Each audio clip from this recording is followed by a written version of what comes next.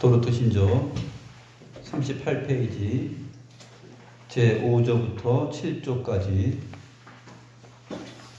살펴보도록 하겠습니다. 제5조 복음을 모든 사람에게 전파함. 함께 읽겠습니다. 복음의 약속은 십자가에 못 박히신 그리스도를 믿으면 누구든지 멸망하지 않고 영생을 얻으리라 하는 것입니다. 이 약속은 회개하고 믿으라는 명령과 함께 모든 민족과 모든 사람에게 곧 하나님께서 그분의 기쁘신 뜻대로 복음을 보내시는 자들에게 아무런 차별이나 예외 없이 선언되고 선포되어야 합니다. 6조 어떤 사람들이 믿지 않는 이유. 그런데 복음으로 부름을 받았으나 회개하거나 그리스도를 믿지 않고 불신한 가운데서 멸망을 받는 사람이 많이 있습니다. 그것은 그리스도께서 십자가에서 드리신 희생 제사에 어떤 결함이나 부족함이 있기 때문이 아니고 오직 그들 자신의 잘못 때문입니다. 제7조 어떤 사람들은 믿는 이유. 그러나 참되게 믿고 그리스도의 죽으심으로 말미암아 죄와 파멸에서부터 해방되고 구원을 얻는 사람은 누구든지 이 유익을 받되 오직 하나님의 은혜를 통하여 받습니다. 이 은혜는 영원전에 그리스도 안에서 베풀어 주신 것이고 하나님께서 아무에게라도 갚으셔야 할 의무가 있는 것이 아닙니다.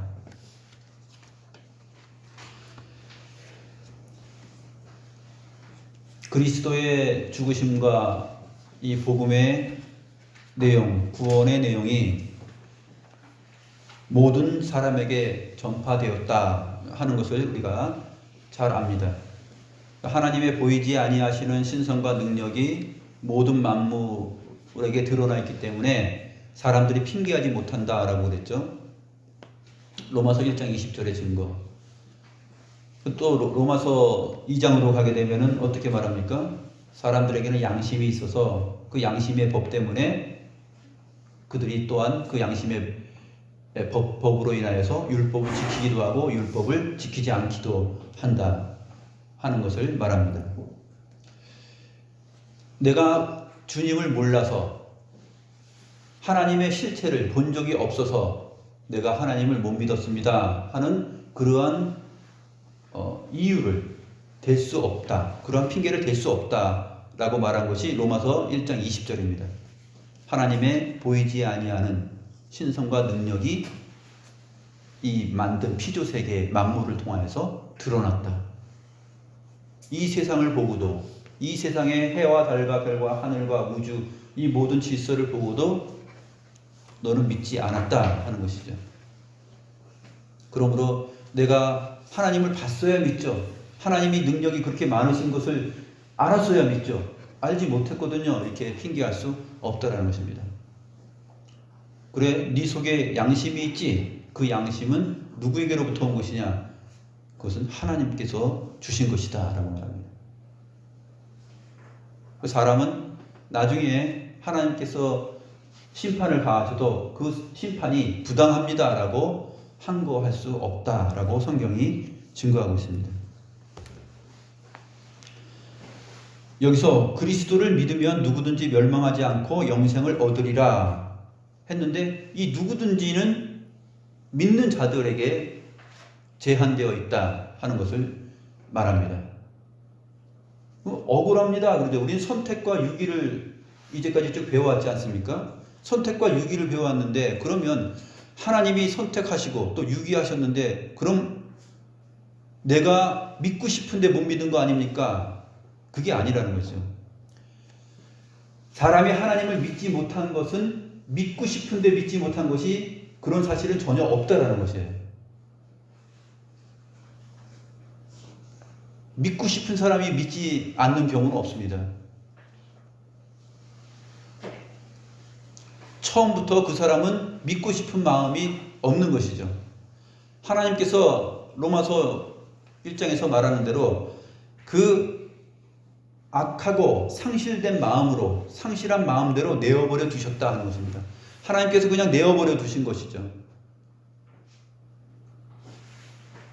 그 상실한 마음, 자기 마음대로 살도록 하나님이 그냥 내버려 두신 것이에요. 이게 유기입니다. 사람이 믿고 싶은데 너 믿지 마 한 것이 아니라, 아니 내어버려 두신 것이 그러면 하지 마라고 한 거 아닙니까? 그것은 아니라고 얘기해요. 성경은. 처음부터 토기장이가 그릇을 만드는 것처럼 하나는 귀 있을 그릇, 하나는 천 있을 그릇, 하나는 긍휼의 그릇으로, 하나는 진노의 그릇으로 만들 권이 없느냐. 여기서부터 출발하지 않으면 우리의 믿음과 주님에 대한 신뢰는 다 깨트려집니다. 그리고 사람은 감사하는 마음이 없어요. 내가 믿었다, 내가 이것도 했다, 저것도 했다, 막 자랑을 하고 싶고, 이렇기 때문에 내가 복도 받는다, 이렇게 말하고 싶은데 그것을 말 못하게 하십니다. 하나님만이 영광을 받으시길 원해요.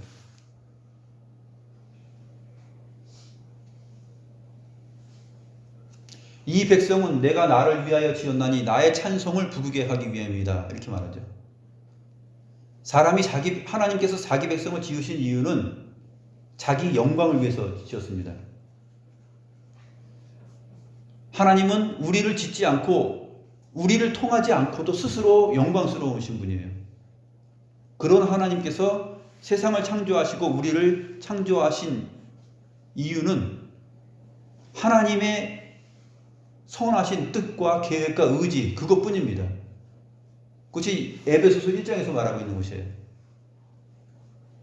하나님의 그 선하신 뜻과 의지와 경륜, 그것이 우리를 그리스도 안에서 예정하셨고 모든 만물을 창조하신 것이다 하는 것입니다.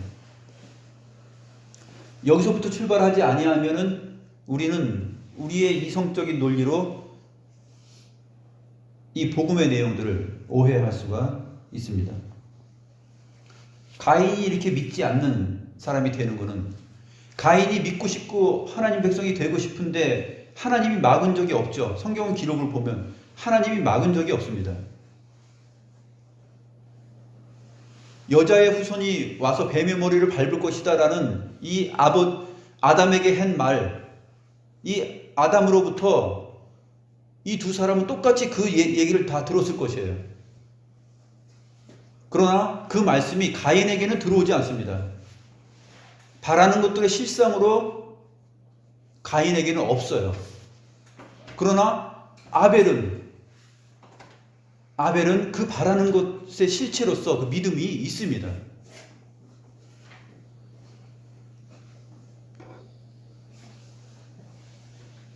성경에 나타난 많은 예들이 바로 그러한 것들을 증거하고 있어요.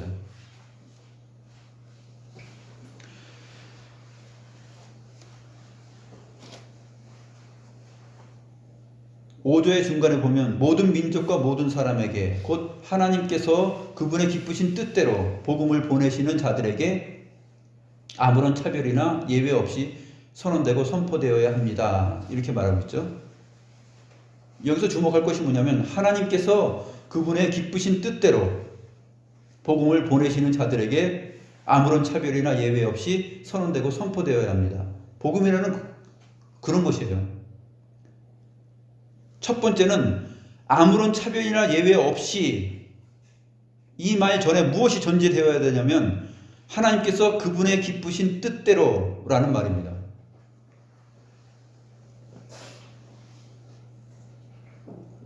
저와 여러분과의 이 만남도 하나님께서 그의 기쁘신 뜻대로 어느 순간에, 어느 연대, 어느 기간 동안 이렇게 만남이 있는 것이고 복음을 듣고 나누는 것입니다. 우리가 이렇게 만나는 것은 하나님의 기쁘신 뜻이죠.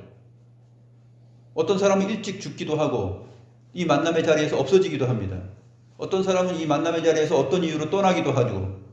그렇지만 함께 있는 동안에는 이 복음이라는 내용을, 이 산실을 같이 함께 나눕니다. 그 순간은 하나님의 기쁘신 뜻이에요. 그러나 어떤 사람은 그 말씀과 상관없이 살아가는 사람이 될 수도 있고 어떤 사람은 그 말씀을 기억하면서 살아가는 사람이 될 수 있습니다. 눈에 보이는 이 물리적인 나와 여러분이라는 이 만남 속에서는 그것이 길게 가지 않을지라도 이 말씀, 하나님의 말씀이 증거되고 선포된 내용은 끝까지 가는 사람이 있고 끝까지 가지 않는 사람이 있다라는 것입니다. 그런 면에서 아무런 차별이나 예외가 없다. 골로새서 3장 11절에 보면 헬라인이나 유대인이나 할레파나 무할레파나 야만인이나 스구디아인이나 종이나 자유자나 차별이 없다. 아무런 차별이 없습니다. 부자나 가난하나 또 건강한 사람이나 병든 사람이나 지식이 많은 사람이나 지식이 좀 없는 사람이나 뭐 상관없다라는 것입니다. 복음은 복음으로서 선포되고 그 어느 말씀 사역자와의 만남 속에서 그 기간 동안 생명을 발휘하게 되어 있습니다.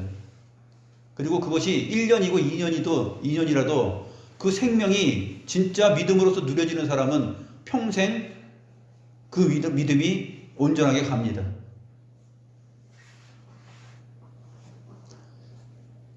아벨은 죽었지만 지금도 말하고 있다 하는 것처럼 하나님의 말씀은 항상 살아있기 때문에 하나님의 증거는 항상 살아있습니다. 어떤 사람이 그러면 믿지 않는 이유가 있는데 이 사람들은 그러면 하나님 때문에 믿지 못하는 것인가? 그렇지 않다라는 것입니다. 자세히 살펴보면 여러 가지 이유를 댑니다. 내가 교회 나갔더니 누구한테 상처받았다. 그래서 나는 하나님 믿지 않아. 그 사람은 믿음이 처음부터 없는 사람입니다. 그 결론을 가지는 사람은 믿음이 없는 사람이에요. 어떤 박해와 어떤 인간적인 실망과 저 사람 보니까 저 목사 보니까 내가 믿지 않겠다. 목사한테 상처를 받든지 성도들 간에 상처를 받든지 어떤 이유 때문에 내가 신앙생활 하지 않겠다 하는 것은 그것은 속이는 겁니다. 믿음이 없는 것을 속이는 것이죠. 나는 믿음이 있는데 그 사람이 원인이 되어서 내가 믿지 않는다. 성경은 믿음의 자리를 그렇게 말한 적이 없어요.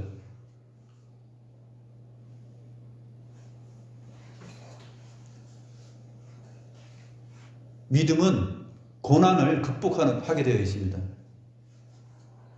모든 고난, 심리적이고 육체적인 모든 고난을 이유를 대지 않고 극복해 나가게 되어 있습니다. 믿음은. 그것이 한 번 빛을 받은 사람들의 삶이에요. 예수님께서 말씀하셨던 씨 뿌리는 비유 있지 않습니까? 길가에 떨어지고 돌짝밭에 떨어지고 가시밭에 떨어지고 그 다음에 좋은 땅에 떨어지고 거기서 말을 하죠. 길가에 떨어진 것은 떨어지자마자 새들이 와서 먹는데 그것은 아무런 뿌리도 내리지 못하는 것이죠. 돌짝밭도 그렇습니다. 뜨거운 햇볕이 가해지니까 힘들어. 그러니까 나 하나님 믿는데 왜 힘들지? 하나님 믿는 게 이렇게 힘들어서 나를 힘들게 하니까 나 믿지 않을래 하면서 떨어져 나가는 건 믿음이 없는 거예요. 가시밭에 떨어진 거 자라는 듯 하나 그늘이 져서 가시가 둘러치니까 못 자랍니다. 그래서 주님께서 어떻게 해석을 하시냐면 이 세상의 재리, 이 세상의 부와 명예 그러한 것들이 자기를 감싸고 유혹하기 때문에 그것에 막혀서 자라지 못합니다. 나는 누구 때문에 믿지 않았다. 나는 뭐 때문에 믿지 않았다. 이유를 댈 수 없어요. 그 사람들은 열매 맺을 수 없는 사람이에요. 처음부터. 신앙생활 10년, 20년 하다가 어떤 이유 때문에 나 신앙생활 안 해 하고서 세상으로 간 사람들은 처음부터 창세 전에 그리스도 예수 안에서 없었던 사람들이에요. 그것이 역사 속에서 어느 순간에 반짝 있었다가 그냥 그렇게 열매로 나타난 것이에요. 이 세상 염려와 근심, 걱정 때문에 열매 자라지 못한다 그랬어요. 결실하지 못하는 것. 좋은 땅에 떨어진 것은 어떻게 자랍니까? 좋은 땅에 떨어진 씨는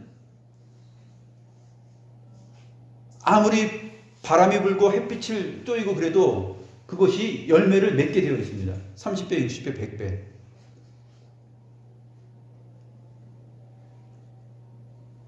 그 천국 비유에서 하시는 말씀이 뭐냐면 천국은 씨 뿌리는 자와 같다 그랬어요. 씨 뿌리는 자와. 천국이 뭡니까? 하나님 나라인데 하나님 나라의 주인공은 하나님이십니다. 하나님은 씨 뿌리는 자와 같다는 것이에요. 하나님의 말씀, 하나님의 구원의 내용은 씨 뿌리는 자처럼 그냥 뿌려집니다.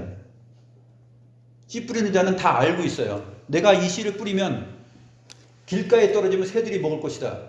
돌짝밭에 떨어지면 이것을 햇빛이 쬐면 뿌리 내리지 못하고 그 다음에 이것은 말라 비틀어질 것이다. 이것이 내가 뿌린 것이 가시덤불 속에 떨어지면은 이것이 어느 순간에 얼마만큼 자라는 것 같지만 결국 그 기운에 막혀서 죽을 것이다. 씨 뿌리는 자는 다 알고 있습니다. 이것이 정상적인 밭에 떨어졌으면 이것은 30배, 60배, 100배의 결실을 맺는다. 그래서 1세기 팔레스타인의 농부들이 씨를 뿌릴 때 이렇게 뿌리는 것이에요. 뿌립니다. 그 뿌리는 것 중에 어떤 것은 길가에, 어떤 것은 돌짝밭에, 어떤 것은 가시덤불에, 어떤 것은 농부가 생각하는 그 밭에. 너희들이 복음을 받든지 안 받든지 하나님의 말씀은 보이지 아니하는 그 실체가 항상 뿌려지고 나타난다는 것이에요. 이것이 뭐냐면 하나님 나라예요. 사람들이 받든지 안 받든지 복음은 뿌려지고 핑계할 수 없게끔 실체로서 온 우주 만물을 통해서 그의 신성과 능력이 나타났다라는 것이에요. 누가 믿느냐? 누가 믿느냐면 은혜를 받은 자가 믿는데 그 은혜는 누구냐면 창세전에 그리스도 예수 안에서 예정을 입은 자들이 은혜를 받습니다. 그래서 그 사람들은 감사하는 것이죠. 그 감사하는 것이 그것이 믿어지는 것이에요. 보이지 않는 것이 진짜로 믿어지는 것이에요. 그 어리석은 확신이 어떻게 생길까요? 보이지 않는 것을 믿어요. 내가 손에 나 여기 1억 원 가지고 있어. 나 1억 원 가지고 있어. 이든이 내가 1억 원 줄게. 나 손에 1억 원이 있거든. 어때? 믿어? 에이, 없을 거야. 하나님은 이 보이지 않는 것, 이 영원한 생명을 자기 갖고 있다 그래요. 하나님은 영원한 생명을 갖고 있어요. 그리고 나는 마지막 날에 심판해서 영생과 영보를 하실 거야. 새하늘과 새 땅을 이루실 거야. 처음 있는 이 하늘과 땅 이것도 너희들이 봤잖아. 이 나타난 것, 보이는 것은 나타난 것으로 인하여서 말미암은 것이 아니라 보이지 않는 말씀으로 된 거야. 이거를 누가 믿느냐 하면 그리스도 예수 안에서 예정된 사람들이 믿게 되는 것이에요. 하나님께서 그 마음을 그렇게 주시는 거예요. 은혜로. 근데 그 마음이 나한테 있잖아요. 근데 보이진 않아요. 보이지 않는데 내 속에 그것이 실체로서 지금 있는 거예요. 이것이 믿지 않는 사람과 믿는 사람을 나눕니다.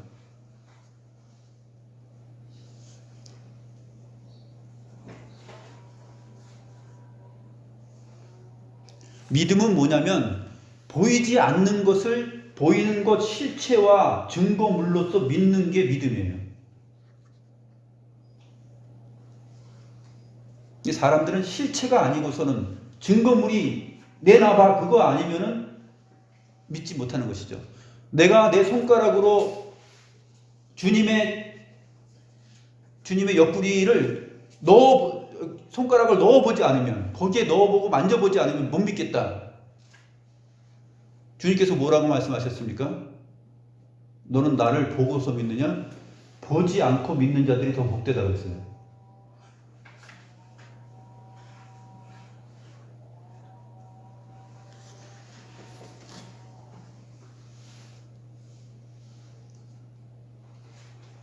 육조 보면은 어떤 사람들이 믿지 않는 이유가 있는데 그런데 복음으로 부름을 받았으나 회개하거나 그리스도를 믿지 않고 불신앙 가운데서 멸망을 받는 사람이 많이 있습니다.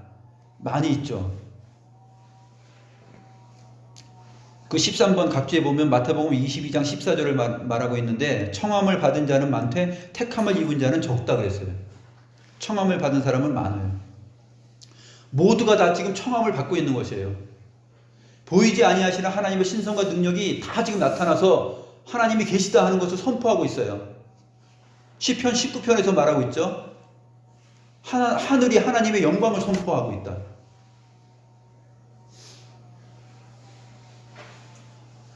다 지금 선포하고 있고 만물을 통해서 온 우주 만물을 통해서 그의 신성과 능력의 목소리를 다 듣고 있어요. 바람이 불 때 그것을 주의 보이지 아니하시는 신성과 능력의 소리라고 누가 들을 수 있습니까? 그것은 하나님의 은혜를 받은 사람만 느껴요.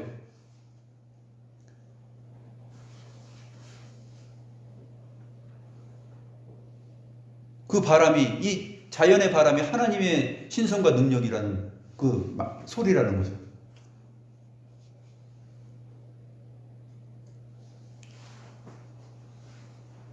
그렇게 청함을 받은 사람은 많습니다. 그런데 나는 장가 가야 됩니다. 나는 뭐 사업해야 됩니다. 해가지고 다 떠났다 그래요. 그리고 나서 하는 말이 맨 마지막에 청함을 받은 자는 많되 택함을 입은 자는 적느니라 그랬어요. 그래서 사람들이 믿지 않는 이유는 뭐냐면 청함을 받았지만 자기가 믿지 않는 것이었고, 그 다음에 믿는 사람들은 무엇이냐 하면 그 사람들은 택함을 받았기 때문에 믿었다. 그리고 잔치에 나왔다 그런 것이에요. 이게 주님께서 말씀하시는 천국 비유입니다.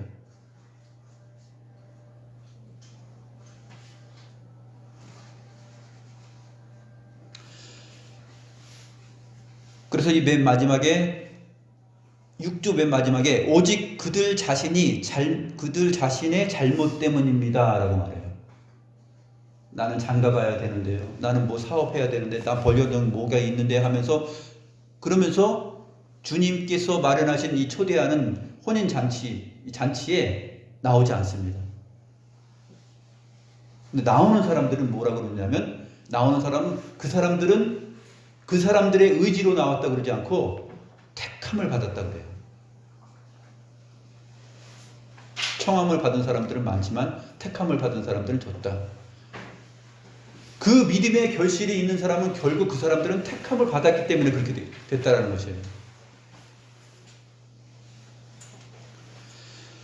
7조 어떤 사람들은 믿는 이유 보면은, 그러나 참되게 믿고 그리스도의 죽음으로 말미암아 죄와 파멸에서부터 해방되고 구원을 얻는 사람은 누구든지 이 유익을 받되 오직 하나님의 은혜를 통하여 받습니다.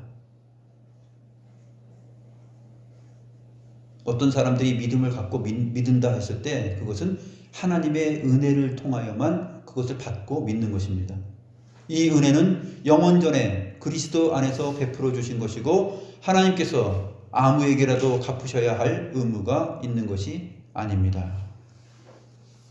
하나님께서 무언가 갚으셔야 될 이유가 있기 때문에 그렇게 하시는 것이 아니라 그리스도 예수 안에서 그의 선하신 의지와 뜻으로 정하신 것이다. 이것이 성경이 가르치는 바다라고 말하고 있습니다. 기도하시겠습니다.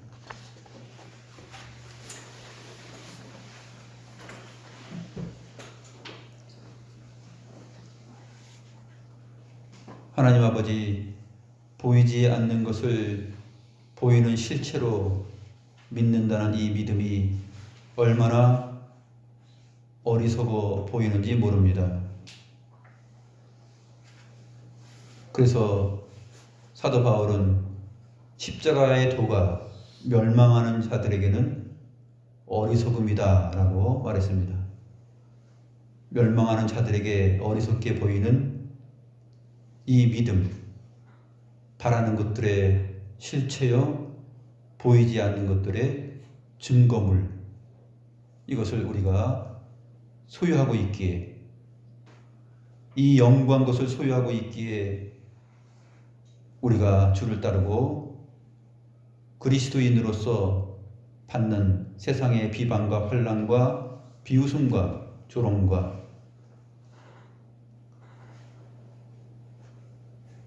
우리 자신의 자존심, 우리 자신의 소유를 다 빼앗겨도 우리에게 영구한 소유, 어느 누구도 빼앗을 수 없는 그 하나님 나라라는 소유가 있기 때문에 이것을 기쁨으로 받아들이고 살아간다고 하였습니다. 하나님, 이 믿음을 저희들이 간직하고 지켜가면서 주님께 감사하는 마음으로 살아가는 저희들 되게 하여 주시옵소서. 2019년 마지막 주간이기도 합니다.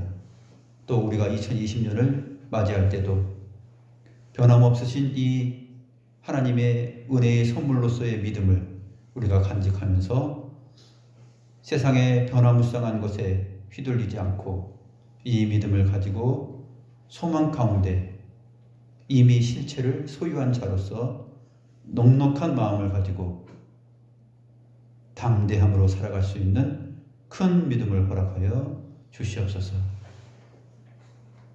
하나님께 감사함을 드리며 우리 주 예수 그리스도의 이름으로 기도드립니다. 아멘.